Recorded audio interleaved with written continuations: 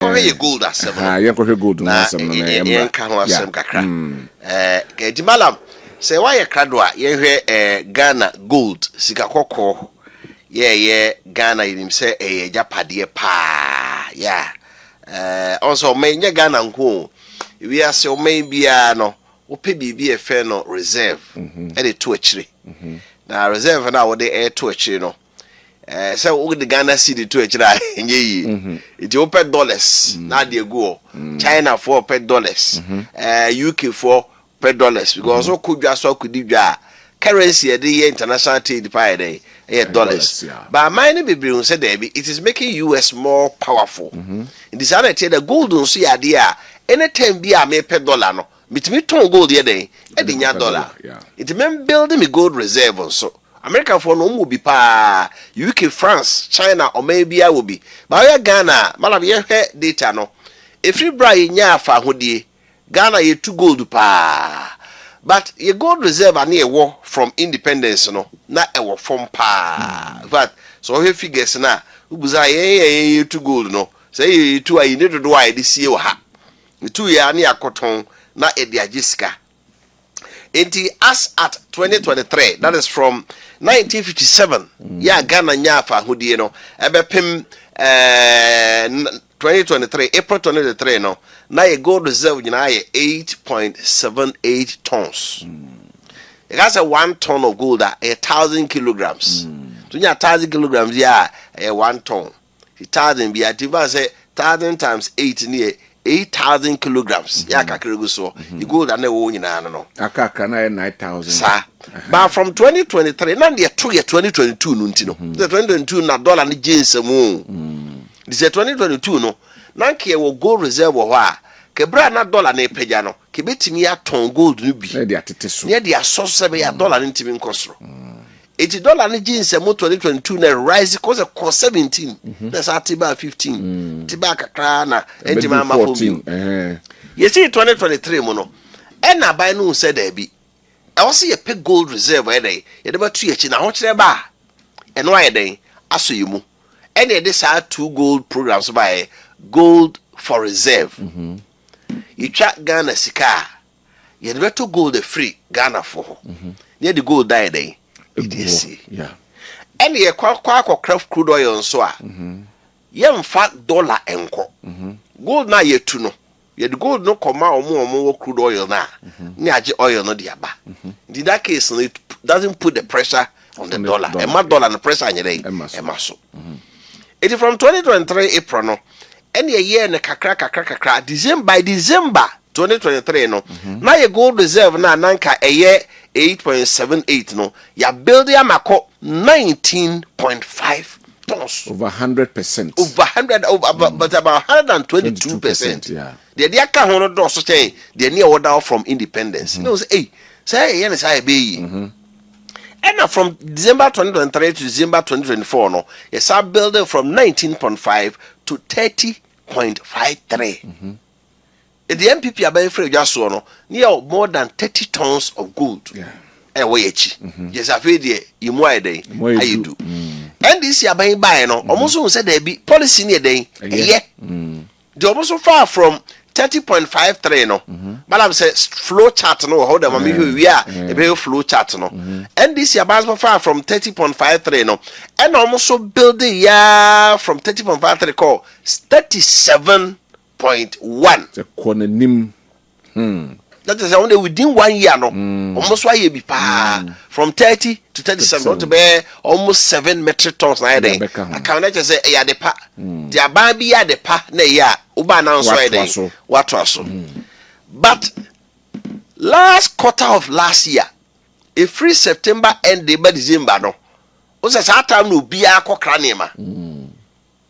It you do what dollar ubi a day. Here, call banks na onye be say dwadefo bi ba akra be kan say omutimi discuss koto bank for so many days or months or months sanka dollar no ya it ya buy ne ya say ene ye gold reserve na ya build ya to no o say ye ton bi na ye de inya dollar eba na month bi ya Bank of Ghana pump 1 billion or 1.2 billion na 1 month o, but within that 3 months no, now 1 billion enough.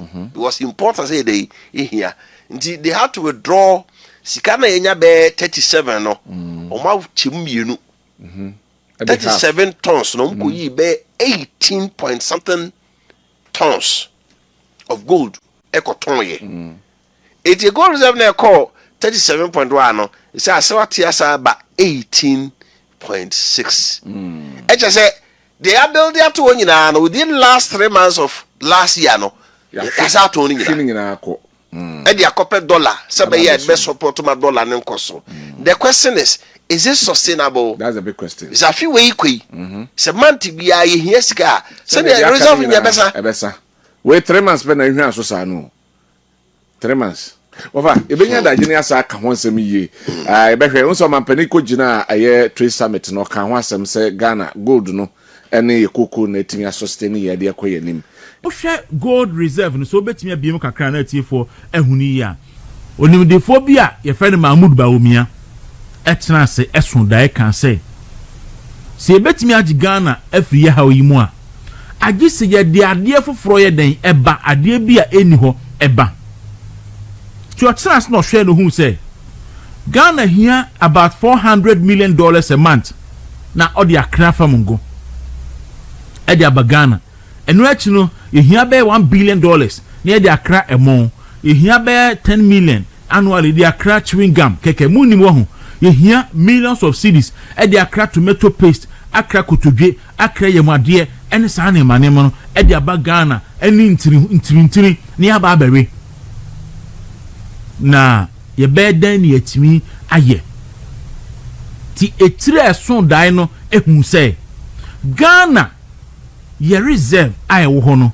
se ye build reserve na adu baby na reserve ne kofem pa na ye America na ye ko IMF enti kwa ben ye betimi afa so a ye betimi a build reserve ene se odi bibia ye friend say gold for reserve beba any gold for oil any gold for forex ni nyina ne say gold ne de utufi asasna se a exchange commodity da and a reserve foreign reserve on its own to Mahmoud Bawumia edisa project no edibai na akomani nchirimunti ye tumra ne ya kiresi ona o kan NDC for say enye Bawumia na de bae ena o kan NDC for say oh na o honda ena o kan yes gold board but Alhaji Mahmoud Bawumia ena ede gold purchasing program any gold reserve no ebae na eda opa hontuma and the Bank of Ghana for edi hujuma no sada no enie na sada no atade ana ehye no ene said you gina ya o kasa ya o de pa hontuma no me ha video ne mra na afi ye hwa eda Bawumia launch gold for reserve no ni nkoti asam o de tudwa sada no ene ni nti a o de sa policy ni bae na me ba me nka se mi chiro yanko video ne mra. A major source of cedi depreciation has been the demand for foreign exchange to finance the import of oil products. In fact, our import of oil products is around $3 billion annually.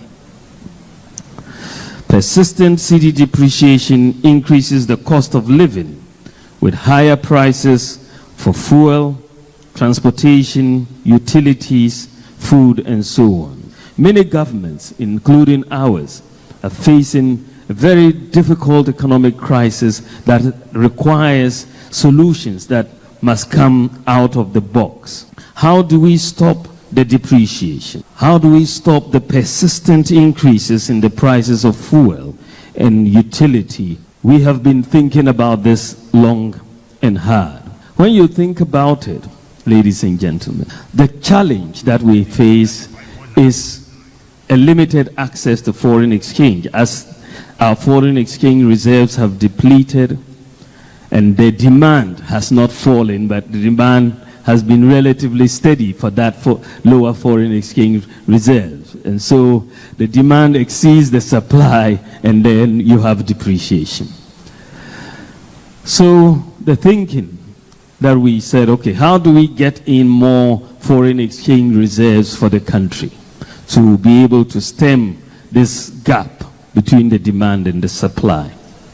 One of the things that occurred to us and to me was why aren't we able to accumulate reserves in terms of gold?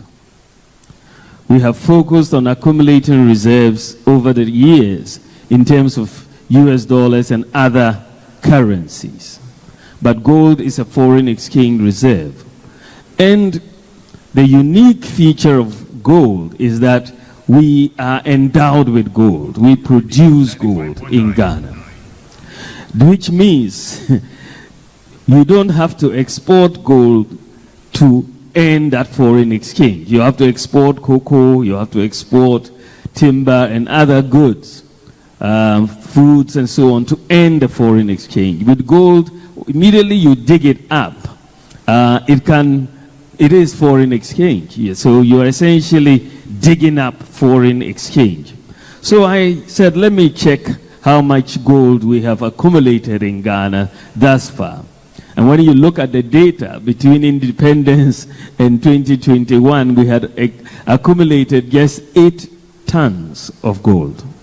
8 tons. We are one of the largest gold producing countries in the world. But we had accumulated 8 tons. When I looked at the United States, they have over 8,000 tons. The IMF, many other countries in Europe are dealing with gold reserves of over 2,000 tons. And we have 8 tons of gold. We proceeded to say the Bank of Ghana, we suggested to the central bank to begin a gold purchase program systematically to build up our reserves in gold. And the gold program started last year, and it is proceeding quite well. But to address... where Dr. Alhaji Mahmoud Bawumia, the genesis of the gold purchasing program, and the brain and the thinking that went into that decision, and Dr. Bawumia Ebaye. Now, Dr. Bawumia Ebaye, and Ghana go gold aye wono, tons aye wono ekosro. Na ohwe Ghana say no a obehu se ayimpacho hwe fa last one we etusuma me obehu se efi se no kan no kwame nkuma no mo breso a de banyina no na gold a Ghana ewo no na 8.78 tons na ewo ho ena NPP aban ehya ase se obesan ahya ase ato gold ebim. Enti May 2023 NNPP aban ehya ase se o increase Ghana ye reserve ema na kosoro kakra. Enti otimi from May 31st May 2023 no na ene wosu na Ghana gold a NPP for beto ye no na 8.78 tons eno sha ase to ya enuru December NPP aban ebefiri so December na 31st December 2024 no na otimi the gold no akwakodu 30.53 tons 30.53 tons and na ode account na wakona nim yie pa enti e ba asa no NDC for buy no almost beto aso kakra so as a June per data ya me dey achieve as a June no manya omatimi the only 2 tons per ena omatimi e dey aka ho ena ekọ nanim kakra na report bi efi Bank of Ghana pacho betimi ayi aba ena ma report na mo bia eye ma hihye no endra me be kan Bank of Ghana summary of economic and financial data mo report de chiro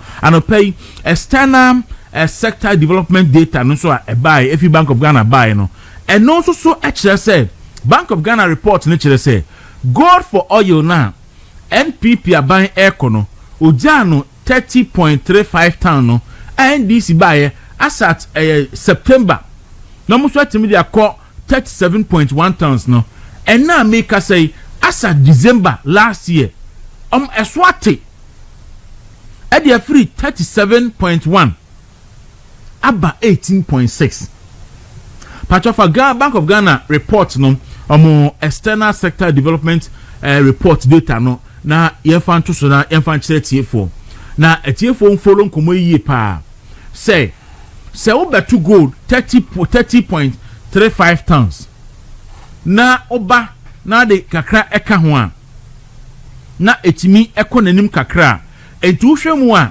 NDC buy no pacho okay we dey ma we kra na so enye we ba to dey ma we na so wo hwe gold reserve no so betimi abiem kakra na atiefo ehuni ya gold reserve NDC beto ye no obeto 30.5 tons that is as at December 2024 ena oba beto ye.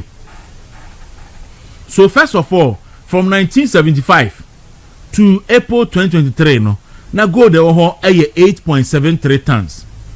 And by May May to December 2023 no then people are moving no at the call 120 percentage and you are moving the call 19.5 tons and then 122.1%. As at December 2024 now we're moving the call 30.53 tons and then addition of 56.6 tons and now or the account NDC buy no as at December 2025 no na eswate from 30.53 at about 18.6. Just a reduction no in percentage terms no 39.1%. In terms of nominal figures, gold tons to do a every so no 18.5 tons and na every so there be 18.6 tons and na 18.5 tons and na every so and to have 50% of gold reserve NDC for beto no every so now in every so as at September last year na gold no 37.1 tons and the last quarter of 2024 no September, October, November, December. So October, November, December, 3 months no NDC for AG Ghana gold reserve no 18.5 tons.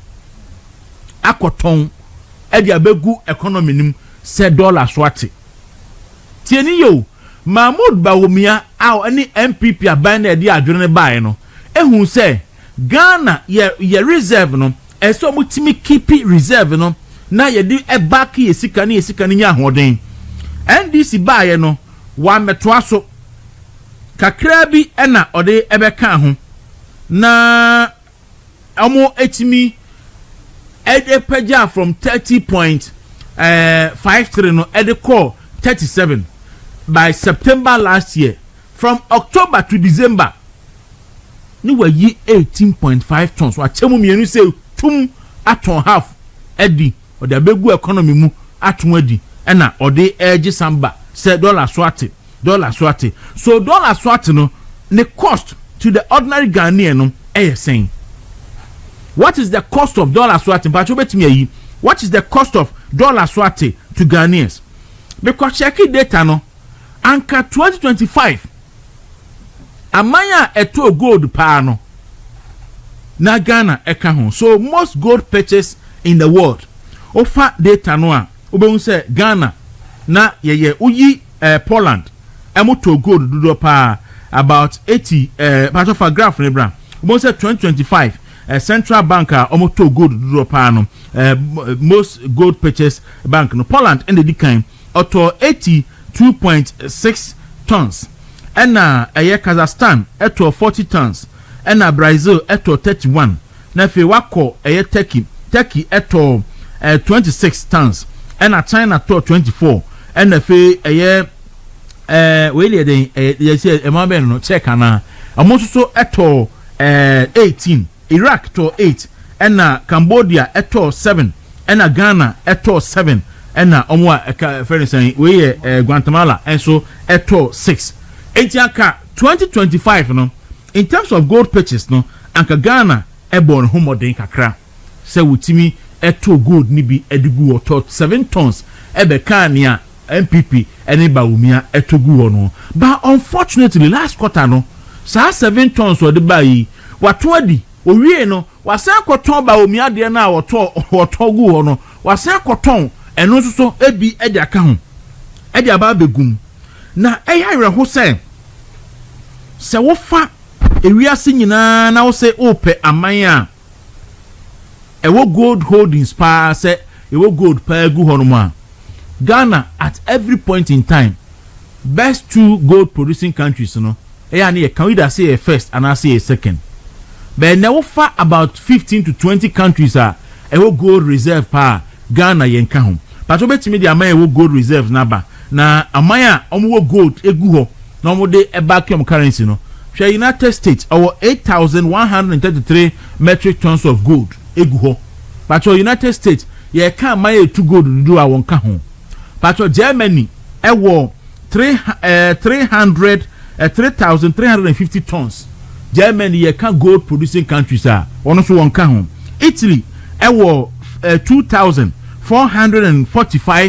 441 metric tons ɔno so ye can major gold producing countries or ka ho France wɔ 2,400 Russia wɔ 2,300 China ɛwɔ 2,300 Switzerland enso wɔ 1,000 ɛna India saa toatoa so patro saa list we top 15 and 20 no Ghana yɛn ka ho yɛ ka aman a ɛwɔ gold ɛwɔ ayi a yɛn ka ho patro fa Africa ɛbra ne yɛ sɛ world no ne yɛn ka ho a Africa nso Ghana yɛ to saying in terms of Africa ɔman a ɛtumi build gold reserve sɛ Ghana yɛ ka ho saying yɛ yi wɔ mu ɛsɛn yɛ kyɛfa ɛwɔ mu ɛne saying na amanfo nso ehu sɛ Ghana ɛba sɛ yɛ to gold aguo ɛde abake yɛ currency a adenti na United States nti Africa di so African country 2025 ɔwɔ gold reserve pa no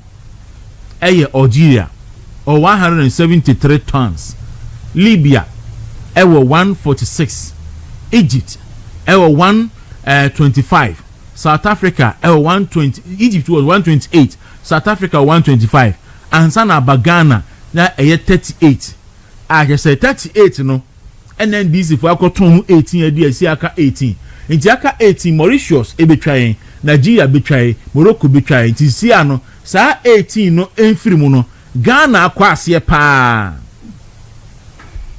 nti sa wo man me da so betimi yefiri so sa wo man na se oman no etu gold fit temersanti ni na yesi ye di gold ni bi esi nti ka se kwa kekese America for any Russia for even in fact including so far our gold reserve pa no a we America free ho no ma the next a year we gold but on your country but our gold reserve a year IMF International Monetary Fund on only the second a year our gold reserve pa we a friend is saying we America we IMF and sana oba be yi amaya ka te say Germany Italy France no ne omo maka nyina enti okay say e kwa keke say America Germany IMF Italy UK any omo kaka ho nyina e keep gold reserve ana enya kwa but at the same time no na NDC for e bo mo homra ne say gold e buy no omo ton de mu $10 billion e de gu Ghana economy nim ama sidbo akofam ye wura this year mu wonum say this month sid no depreciated by 4%. Dollar no gold na ye ton gu mu nyina achi no sign depreciated by 4% this year. So you can imagine say enya sa lazy man's approach ye ton ye gold including na keeping as reserve edi gu economy nimu a anka ba na I can assure you say ye better dollar ba ku be 30 cedis. Entina Dr. Addison can say eba say yen suppress the exchange rate ni yen $10 10 cedis ni 8 cedis ya na nko betimi aye but say wo jai na demand any supply no etimi ye adwuma na economy no etimi taking the level. And you know the interesting part aban dollar a gold na otogu ho MPP aban togu ho no omo togu ho at the exchange rate of your friend is saying 12% 12 cedis per dollar. And na joma ma ba ye the 6 tons or 7 tons or tokan ho no ono epe obe use the current exchange rate of about 10% no na odiaye onyaye na the strike a deal ni pese apa the value of the gold kra no ebe san so akofam ene enu nchi na koko akuafo besi ne ye from koko gu a ye ntimi ntu omuka no enti gi gold na koton na koto gold na beton ma Bank of Ghana was my boka $214 million.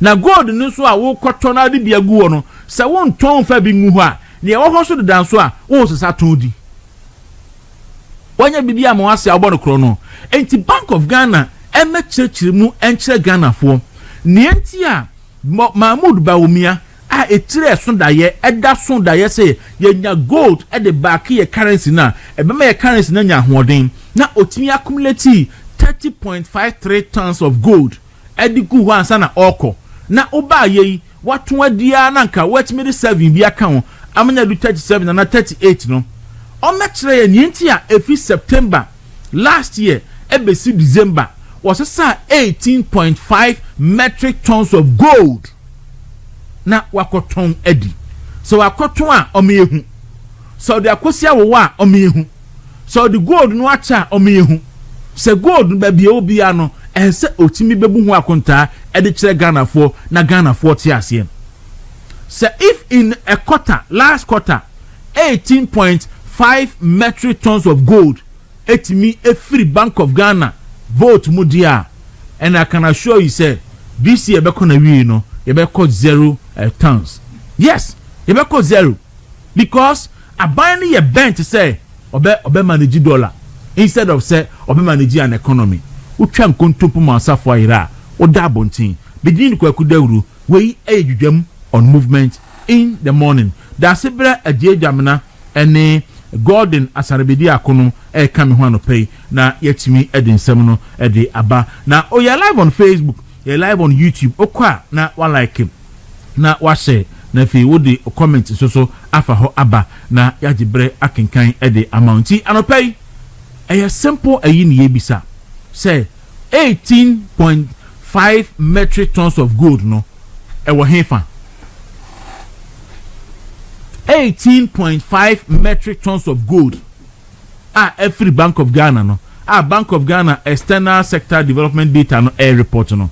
Gold no aka no. Ewo hefa. Da sebre ejeju abana aksasa no pay. Mama na kwaba na fi yingura ensem no. Da sebre down road. Da sebre down road. Na any moment to say. Na me tumi nti eye. Let me asori ya bedu here there. Sika na mini bi. Sika die. Na de miniska. Sika die ebi ni ho. Na de miniska. Ebi ni ho. Ma yeshi. But na me be. Okay, so Minya KB Kwakubu Atin Ebisame from Obisame from Kofodia Sem from 1957 no na gold na saying Eric Pacho data be obehu say mature ase world official holding world official holdings no fa eno eto abontena me fan tie for adie na eno ni the gold reserve asset per the world official holding report no na ewo ho na muguso ede tetedie no ede ehye so from 1988 so betimi abimu kakra so world official gold holdings for a report mu na me kofa sadi efie and asat May 2024 no na omo report no na the highest country ewo gold drop no America over 8,000 Germany na waba IMF na for Italy na that's one so Ghana uhu na Ghana etoso hwehwe number 74 almost 74 na Ghana to 74 8.7 eti eno ye asat May 2023 na Ghana gold nyina ye wono eye 8.7 metric tons enti eno na asat May 2024 na world official gold holdings for report no ohwesoro no ma so watro world gold council into world gold council for world official gold holdings report by no na still maintain South Africa so that's so maintain South Africa na Ghana wiase nyina gold reserve na ewo no na ye toso 74 amanya ewo gold a ye di asie no na Ghana toso 74 so it took a certain Mahmoud Bawumia and obey Ghana free 74 name say Africa crew media ba bedu the sanka beye on the 6th or say on the 8th and 7 and be bisa and they kwesi basa share de wati agu gold ne so mpempena de se ewu agya na wuja de sir ampemfo ka se me da se Eric oba on chaware ase no otuba nchia wonua saa tuban na Joma Hamade aba because onimi say 2029 January 7 na oko na medical academy ase Joma Hamade ba oba yiwa maso bebu man na emom obedi abro onabo balado menu o si abro na Joma Hamade ba so obedi wa maso bebu man na nka wo yi obi a efiri kwa me nkruma penso ebesi na nakufuado penso Oma Ghana na asem yesu ayese me second highest producer of gold. In fact, and then in fact, as at last year, Kwani the leading gold producing country in the world. Not the whole world. Ye konya position say yen ye 2 gold to pa. Na ye pe amanya umo gold wa. Na ye toso aduoson 9 74. Aye ni muguase kra mayen. Say yen ye 2 gold to pa anso ye pe woni e wo bia. Ye toso aduoson 9. Na obi le bu be say hwan ana oyen enkokọ na onkum binwe this Ghana ana ye wo gold nenso ye ni gold ye produce gold nenso ni Professor Mebebu adi no bisa say ye ni YouTube no pay ye technical challenge kakrabat manager maso to say omo team resolve until we are back on YouTube until omo bisa ase no check here. Prof, good morning. Hwe NDC bomodin bia say ya na ediya ba ese kwakuche matine present nti yes ya na nkofo confused me check sisi ya no I had okay afi de hanaba okay me monitor NDC bomodin bia say ene pa Dr. Baumia ba ye no omo be say no you know why because when we say 2028 election no Dr. Baumia na MPP di no beko na sa niema na wodi aba aboa oman no eno so ebe play major role pa ewo campaign the next campaign 2028 campaign and nti any can said the Dr. Baumia di aba no ansa kra na wa be flag bearer no sa gold purchasing program ya wo kan ho asem sa video ya oboye ewiase nyina ehuni yeah sa onu gina ho ka che se ye ba ye hwe ye futuo mu a ye gold ye wo nyina 8.7 metric tons na ewiase nso no said ye si eba futuo to ho na da che ya bobra no ye nya gold no ye gold say wo nya gold kura ya wo kreska enti se koko da bi so koton afa na tita wo di koton ma koko krache ene ye dia fa da bi gold no ye kura wa wo sika da wo dem enti mo to gold no ho ene wo ye na no yimi ti say gold board for say omo be ebesi refinery gold refinery see afa de ndis for me yakohwifu ankasa mo yakohwifu ankasa me kai say 2024 womo asi Dr. Nana Adudan Kwakufuado and Dr. Baumia si gold refinery ewo PMMC haya womo bia no mikobi sabe mampon hene da bi amampon hene sabe na na wajan baby ko one abeye che ewo program na si Bank of Ghana governor abaye regional ministers nyina obi abaye especially gold producing areas no nyina abaye eno mo a commission that refinery na o masi state of the art refineries me NNPP for years on BC back for bauxite yeah and a gold there no see and a gold no see and a bauxite because of court in sense me ban nyina hini no ade huti omo ntimi anwie no na no ka ayi ne ho a sinohydro deal no ho ba NPP fi abema samija fi say omo na fi the oil refinery I didn't say yes ye yeah jumenti omo try say omo be kata Dr. Baumia ni nipa no so but emfa they will emfa godo machi ya na menua na bokode Oh, Nyamiadum, ahoɔden ɛwɔ hɔ ade akyɛ bia. Ade akyɛ bia. I said wonderful. Said Bafo Sanyo. Yeah. I say ade akyɛ bia ba tu nipa die mia. Brafo no. Say can you? Nipa bebre. Yeah. Asasizu di bebre. Brafo yeah bre.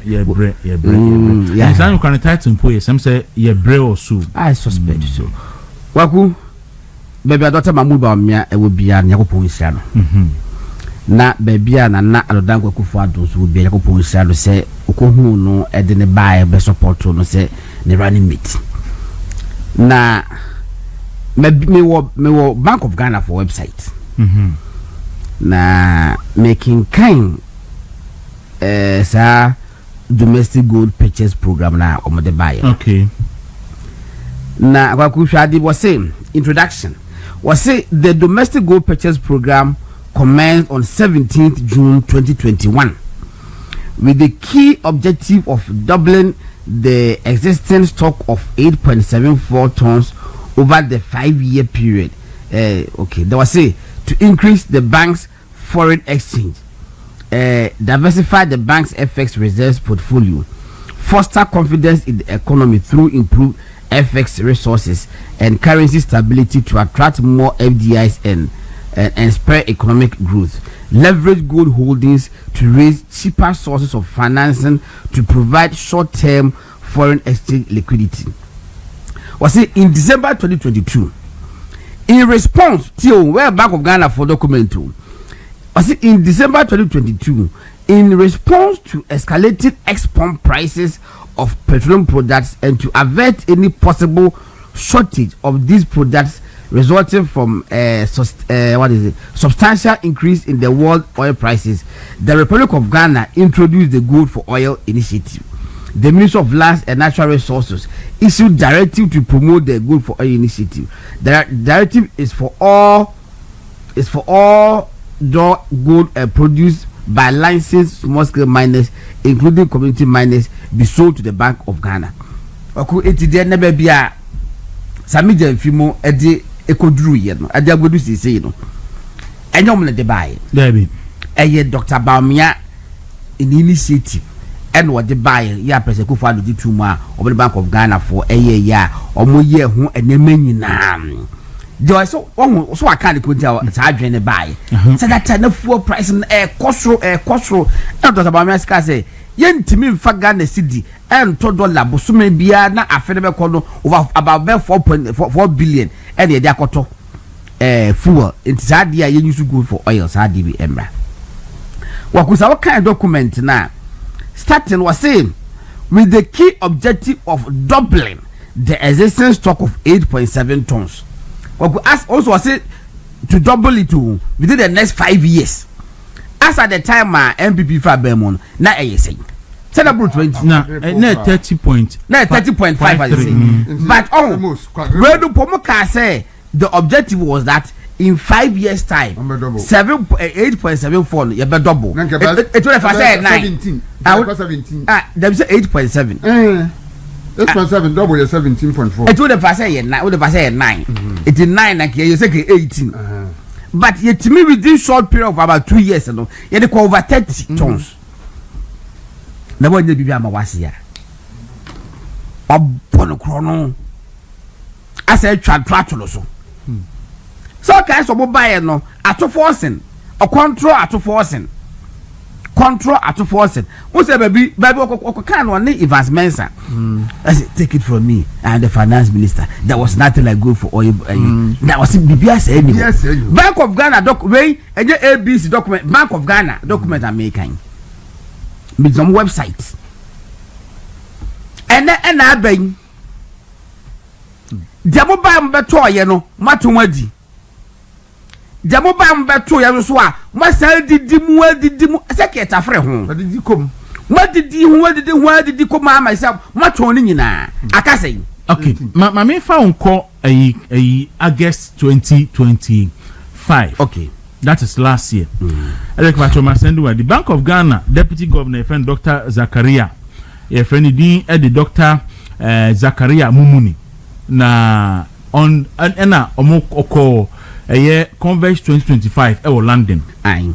Na okoye no ena okokan ne report no that Rebecca report no you be report no akan catch them into okan we ya pe ena Bank of Ghana update your Facebook status and say at Converge 2025 in London, Dr. Mumuni shared the bank's transformative journey in harnessing Ghana's gold resources through initiatives like the Domestic Gold Purchasing Program GDPP, Gold for Oil G for O, and Ghana's Gold Coin. Bold policies that have strengthened reserves, stabilized the cedi, and boosted investor confidence. And opinion we no say solutions are born out of adversities, and Ghana's gold strategy is a testament to that resilience. I don't decide we to Facebook pet the mama money and the tiko and offer woman. I was at 2,000 from say I didn't know why. Bawomia na mo bona basui bawomia na mo praising gold for oil any gold purchasing program any gold kwani ade masa de Ashanti solutions are born out of adversities, and Ghana's gold strategy is a testament to that resilience. Eyi maba muso Bank of Ghana and natural ediaba monyi free wa mo san ntantem patcho fabra Bank of Ghana staff yi edimrika for second one brain that be omoye editing no omo de ko Jubilee House for approval and on the about the first one no or the bones on 11 and up so better possible offer to side by side and the first one near 11th August and na omo tro side we kama aye Dr. Zakaria Mumuni and the cooking kind side we London abruchimemu and sister new London and na okay but on the 12th amu dimirika egu Bank of Ghana for so and afraid the Bank of Ghana for ebesisa womanu and say on August 6th at the Converge 2025 in London, a trade and banking event, the first deputy governor Dr. Zakaria Mumuni spoke on the topic leveraging commodities, the central bank's view. Central bank view, and I was saying he shared perspective on why commodities have become integral to policy framework, particularly during periods of supply chain disruptions, inflation, and market volatilities. But as in the case, solutions are born out of adversities, and faced with this economic crisis, they are bracketing the Ghanaian experience. The Bank of Ghana and the government of Ghana recognize the need to rethink the foreign exchange reserve strategy, not just to restore macroeconomic stability, but also to build resilience of the economy against perennial shocks. And it come back to the same issue. So Kwaku, we say direct quotation. Yeah, untimi and dete will be direct quotation. Because video and the statement no read and also no. Now at the omoye say they wanted to bury the truth. The truth. And you know anomko fa abrofo baby. Eti omo say Kwaku na say the pan packing kind. Eti we say no 3 paragraphs 1 2 3. Why you careful baby? You miss first 2 na ombejai. Eti o jai say pa baby at the meat. Baby number part one any 3rd paragraph, that's the last paragraph. Omo nko kan there be it almost said that escop omo twangura gu so enti omo pese nkrofo be kinkan no kre no ba no kre no ene omo post in the 4th August no San Fabra na ye be kinkan 11th August yes San Fabra na ye kinkan na we mu ode na baby wo pini ade no omo mu se eho pa na ye very eho no omo mu se eho pa na ye very important. We say solutions are born out of adversities, and Ghana's gold strategy is a testament to that resilience. And all the pin awo Timothy anything on wo sha go bet me the pin no akọ first paragraph but I want to say hoja critical but very important pani second paragraph and all the awo no the wo o say o man pin biem I want say ahun chire ba enna ye tenase apekwan be fa so a ye be free say ahuchire num yes akwa be galam say ni go say adjust ni hu nyansa form do madwene didi nti say adrenal things we dey na dwene didi nti Dr. Baumia ahuchire brem enna tenase enna dwene ye tikese a esundaye and what Junior no say, ah, nyam ya che ye go. Enti kese head nko fo. We na no ko. You boss you are head. Ne ko di maybe o baby na ne ko ka ko bo hirim na me city kese a me ko enti me ka ti kese so da na me city kese so da ka me yenya asem. Enti kese a so da papa. And also dekeke or say Dr. Zakaria shared the bank's transformative journey in harnessing Ghana's gold resources through initiatives like Domestic Gold Purchasing Program, DGPP, Gold for Oil, and Ghana Gold Coin, and also and Dr. Bomiano saying bold solutions that have strengthened reserves, stabilized the cedi, and boosted investor confidence. Eti ayene ma miensa. One, ama Ghana nya reserve. Two, ama yesidi anya hoden. And three, ama omo eba de musika bedua ha no. Etina eden. Now is it true say solutions are born out of adversity? Nanka. Is it also true say Ghana's gold strategy is a testament of that resilience? Yes. The fact in it say Abrea Dr. Bawumia decide we buy no na aho kire abewia sin nyina ni Ghana nyina go no na Kufu Addo that me share Dr. Bawumia. Dr. Bawumia can say baby a ebreni du ye no na economy na collapse ye wi obetimi a year free so or say ebrea or the gold for oil ni ade ne buy no Dr. Bawumia ne kan say oboa me boa or say na economy na den na collapse ye wi that time na diesel aye 23 liters 23 liters Ghana cedi per liter me boa enu kre sabre no that's bre na ye here $400 million a month to e dey akokra from go ye here over $3 billion annually. Do you know say chewing gum ye crack chewing gum about $10 million a year? Do you know say ye crack a month sometimes $1 billion, sometimes $1.3 billion annually? Tomato paste ye crack about in excess of about $1 billion. Kotodwe intini any ye my dear any enkoko spare parts ayekra millions of dollars. And Dr. Bawumia chance say ye be ye den ye timi yi sa pressure ni bi afiti so that ye timi yi oil ne de no a na much ahofro so timi aye den e ho atomanya dollar ni bi e de akwa akofa ni maba ene populism nti see enkrofo be ma ba $7 akofa munti reserve painful obi e pack di gu ho no watch mu mienu say tum within 3 months we turn half already because say 37.1 na ene aka 18.6 what it means say 18.5 what trade say liwa hey that is about 19 crowd 18.5 but trade we trade the simple crowd na dynamic as Dr. Bawumia na ado no a omoto ade ngu ho a na dollar no cost right dey bo machi no senka o ma anyine o man no ho a anka omo nso se sa ekoton begu mu e ma dollar no so ba fom but na omo say Dr. Hadison kan omo dwuna o man ne da achi ho enti se obaye ade na ode agi nim enemre na o man no bedu mebi na ba sai no de ye mamodin na ye nu so ntwepe ana omo yes a hye o man no enti na mo ba ya mo se dollar no so atie no mo ha mo deputy governor no a kire se dollar na so tie ye no nyina na nya obi a magic enya ato ne for so ye na mum Dr. Bawumia hye pa na odi ba ye no eno na ama dollar no so tie because enya gold na no atogu ho na anka mo nya sika bia ankofa metumum mo ko ton gold na ma batu agum mo ko ton gold na ma batu agum enti ye ka say obi a owonim die wa adwene a yedidi o manim a enya nkateke kisem dabi enya kube anwasem enya eburunwasem enya coconut sugar yes na mu eye etira ehuna chire na watimede nhyehyɛ se yaba ma ene omamu nyina yeden edi hu faso kwaku eja misuro mo man Ghana ensuro da biyam hyehyɛ me ensuro hwɛ ene ya udi nkomo bia o ka bibia say dollar abafom meboa yes you see inflation abafom inflation for the best since 1960 this could be the lowest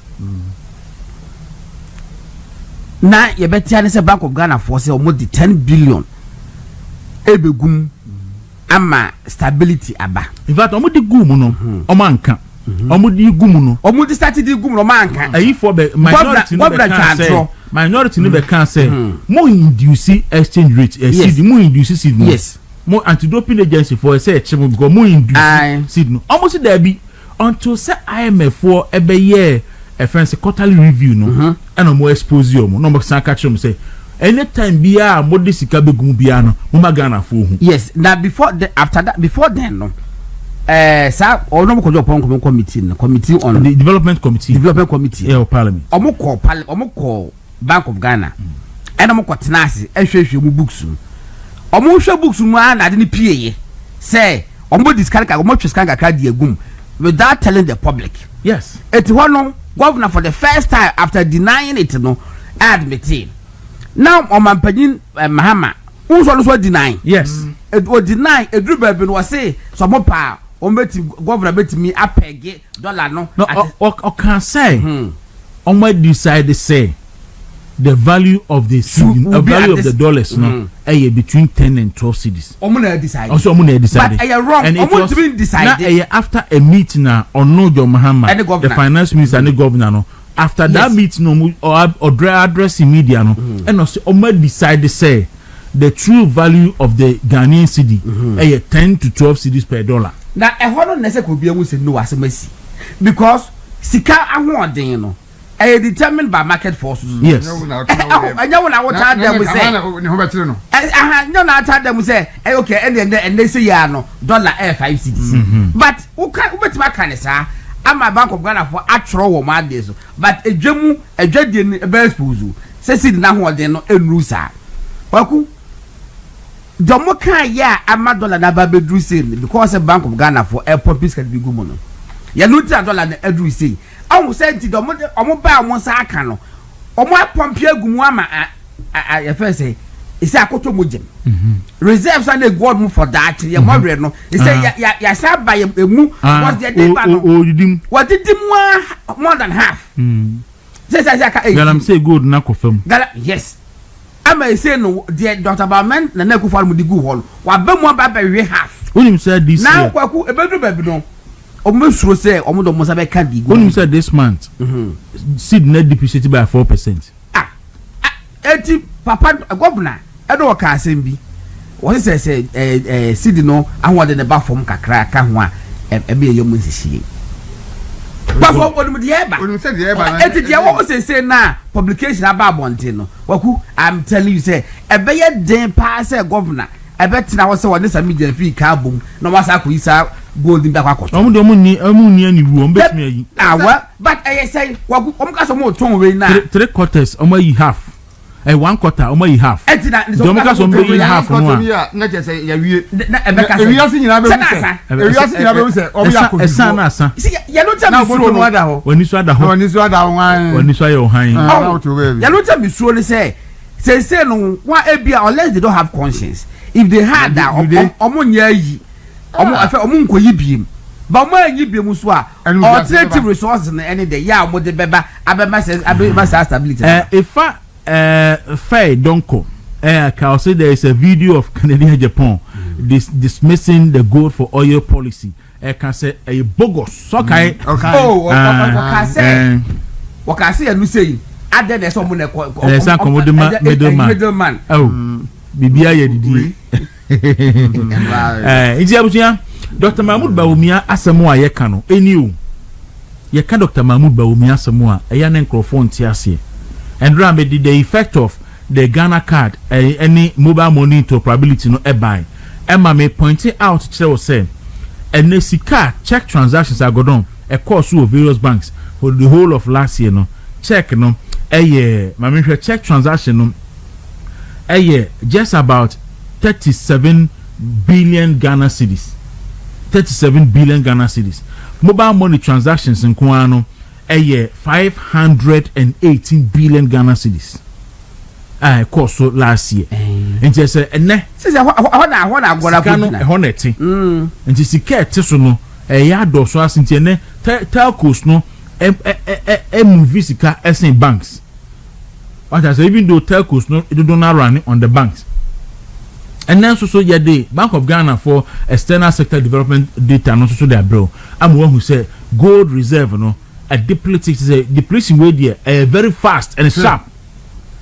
And so Jina Brusan so near what you call wakwade na ehu ene na maka na se oba on chawari ase no otubanchi a onua sa na tie jomana ma betre Ghana fo nyina se mudi mfie ebe we de Yesu die ni bia we de da ku bebubu asofie no de nonsense no we mudi mfie bebre bepe gold na gu ho nya se dia fa ba miensa shini nyina afri minim se orobo ko do ponko mamo I the question be agent question be I say akọ parliament and I'm told say speaker admit it. Okay. I'm told say speaker there is a motion. I think almost per se one of their demands and it's by partisan committee. Probe the $214 million loss between Bank of Ghana and the gold board. I was a basso. Yes, and beyond that, Nkwaku, and simply to see I say last quarter pay. Last quarter. The next fall with the gold in because September quarter how many months? 3 months. October, December 2024. Now you're 30.53. And September 2025. Now you're 37.1. And October, November, December. That's what about 18.6. Ayehu agofia buye pa o amabuye Enrich is make asem ba ko wan say ebra eka $214 million in the buy no ya de eka ho asem no go board CEO Sami Jemfi kana bonten say ba wa rock for no ama advance of 2 billion Ghana cedis almost 2 billion advance and omo ama gold board for no. We could say a dire share portfolio of about 11 banks, best performing banks in Ghana. 11 in I can't no musically 40 billion. Obi dear 2 billion. Obi dear 7 billion. Obi dear millions. Bank of Ghana from Brown would say, wouldn't me a massa advance no Emma would be more than 20% of usika wo and you bet me isa 2 billion na what 10 billion bank bi en ho 10 billion it's a bank bedded by na ya amalgamation o ma keka abomu ana sa question ni na kwaku ase ebusa se nyame adum na se sa by partisan committee or parliament no motia eso mbusa sa questions me nwanwa se all of a sudden na de ni PMMC na wi amadwuma no mbo na ko se wi am no mo ho no mo ye adwuma no Adana all of a sudden, a debe model penny you so to the extent to say, I follow to me so called experts.